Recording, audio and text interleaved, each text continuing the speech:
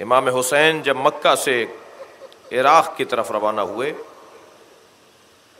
تو 2 منزلوں کے بعد تیسری منزل پر امام حسین نے قیام فرمایا، اور جب وہاں سے رخصت ہونے لگے، وہاں سے آگے بڑھنے لگے، تو حضرت عباس سے فرمایا بھائی یہاں سے 4 برابر، یعنی جتنا پانی تمہیں چاہیے اس کے 4 برابر پانی ذخیرہ کر کے چلو، اہتمام کرو، پانی تمہارے پاس زیادہ ہونا چاہیے۔ مولا عباس نے مولا حسین سے سوال کیا، مولا ہماری آگے کی منزل قریب ہے، آنے والی منزل تک پانی ہمارے پاس وافر ہے۔ حضرت نے فرمایا عباس 4 برابر پانی رکھو، اس منزل کے آنے سے پہلے ہمیں پانی کی ضرورت ہے۔ اللہ اکبر۔ اور آگے آنے والی منزل سے پہلے اپنے ایک چاہنے والے کو بلا کر کہا ذرا فلاں سمت میں دیکھو، وہاں سے کوئی آتا ہوا تو نظر نہیں آ رہا؟ کہ اس چاہنے والے نے آ کے بتایا مولا کچھ درخت محسوس ہو رہے ہیں۔ فرمایا یہ درخت نہیں ہیں، یہ کچھ پرچم ہیں جو ہماری طرف آ رہے ہیں۔ کچھ ہی دیر گزری کہ 1000 سواروں پر مشتمل لشکر جس کی سالاری حر ابن یزید ریاحی کر رہا ہے،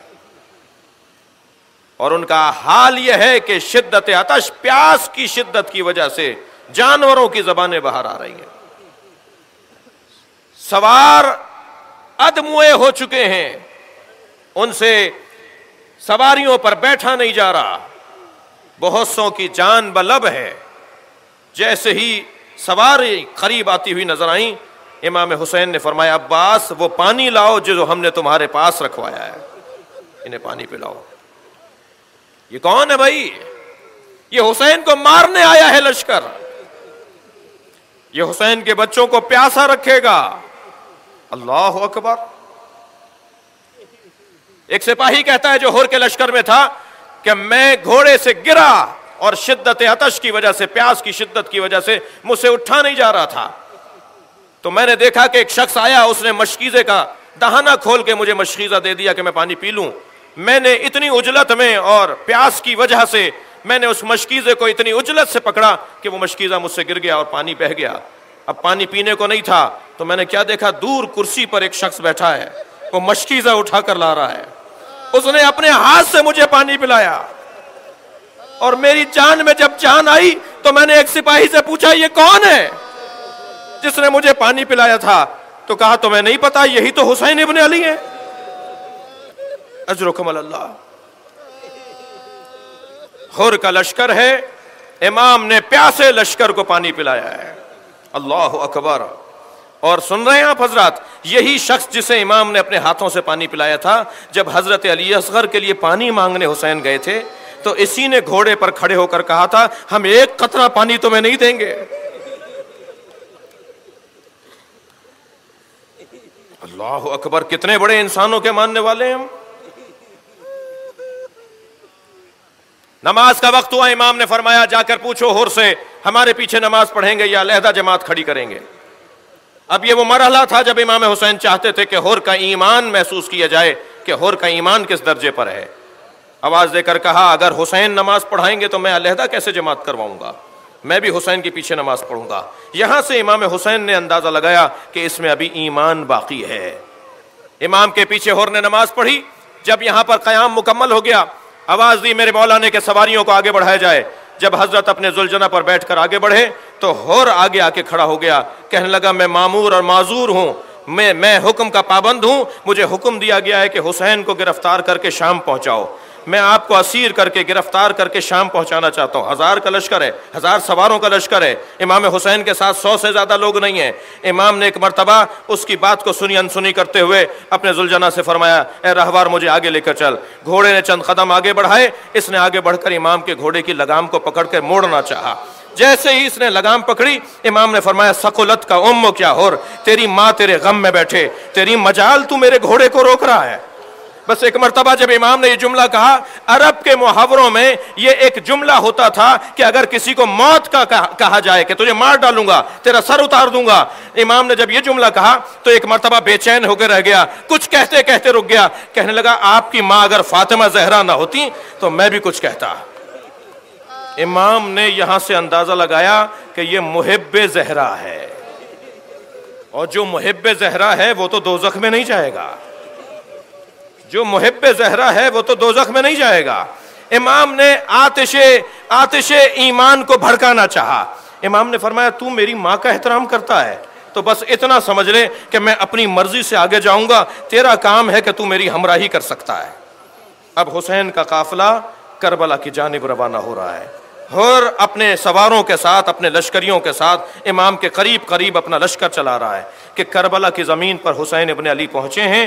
اور عزادارو، جب یہ 2 محرم کو پہنچنے والا قافلہ 7 محرم کو پانی سے محروم ہو گیا، اور شب عاشور حر نے العطش العطش بچوں کی آوازیں سننا شروع کی۔ یہ آوازیں کس کی آ رہی تھیں؟ العطش العطش، بچوں کی آوازیں آ رہی تھیں۔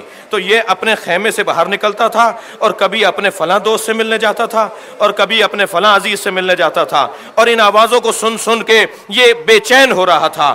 آپ رو رہے ہیں، ایک جملہ کہوں، آپ نے یہ تو سنا ہے کہ کربلا میں موجود بچوں نے ہائے پیاس العطش العطش تو کہا، مگر کبھی ان بچوں نے الجو ہائے بھوک ان بچوں نے بھوک کا تذکرہ نہیں کیا۔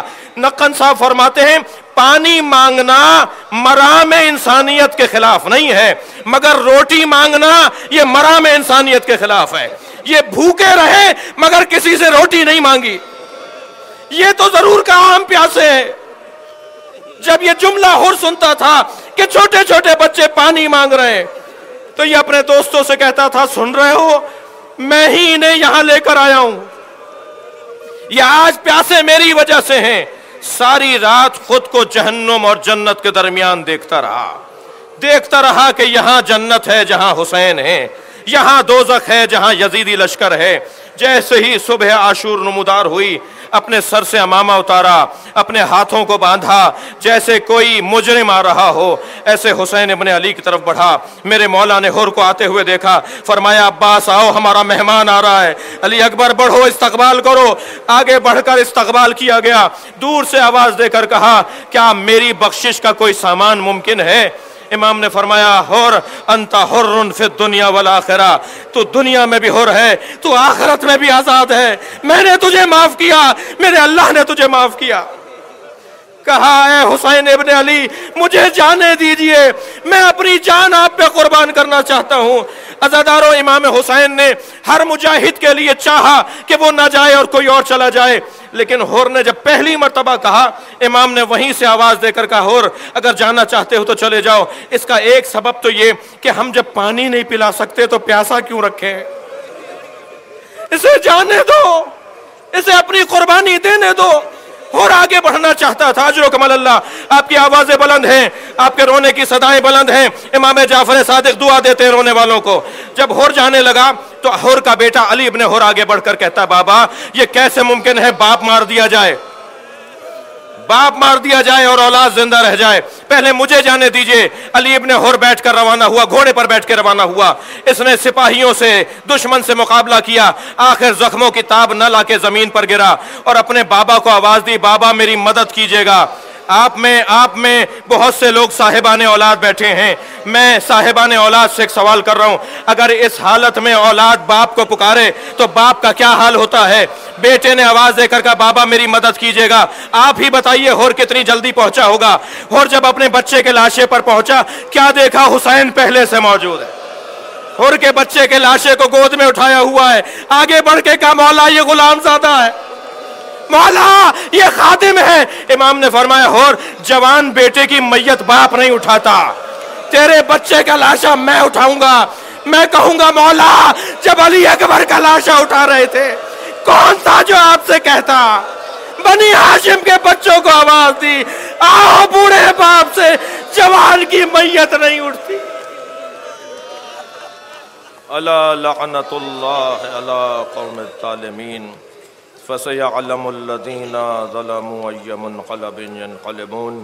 یا اللہ ان آوازوں پہ رحمت نازل فرما، رونے والوں کی توفیقات میں اضافہ فرما، ہماری عاقبت بخیر فرما، ہمارے ملک کو سلامتی اور ترقی عطا فرما، ہمارے شہر میں امن و امان عطا فرما، رزق میں عزت میں اضافہ فرما، امام زمانہ کے ظہور میں تعجیل فرما، یا حسین